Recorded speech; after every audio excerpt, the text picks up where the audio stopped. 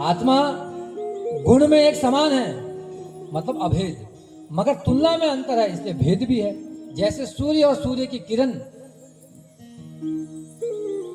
तो भगवान की एक शक्ति है अलादिनी शक्ति, जिसे राधा रानी कहते हैं, जिसे योग माया कहते हैं, और एक शक्ति है भगवान की बहिरंगा शक्ति, जिसे माया महामाया कहते हैं, जिसकी पकड़ में हम हैं। और तीसरा ये जीव शक्ति, हम इसे कहते हैं तटस्थ शक्ति।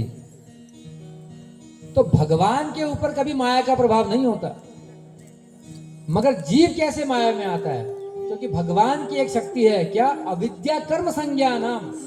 तो ये अविद्या रूपी जो माया है, ये प्रभावित कर देती है जीव को, उसको पकड़ लेती है। जैसे उदाहरण क्या देते हैं आचार्य लोग, कि सूर्य की किरण धरती पे पड़ती है, मगर आप कभी कभी देखते हैं कहीं कहीं पर काला अंधेरा है और कहीं कहीं पर उजाला है।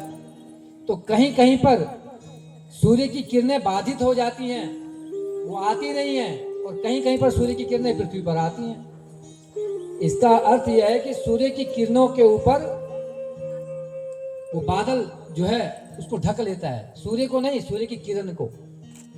इसी प्रकार से भगवान को नहीं, हम जैसे जो तटस्थ जीव हैं, हमारे ऊपर अविद्या कर्म संज्ञानाम, जो भगवान की जो अविद्या रूपी माया है वो हमें पकड़ लेती है।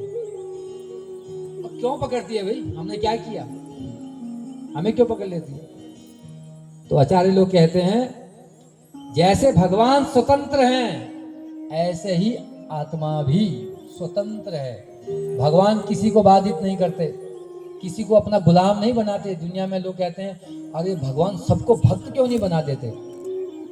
ये भक्ति करना स्वेच्छा है, जिसे कहते हैं वॉलेंटरी सर्विस। अगर मैं कहूं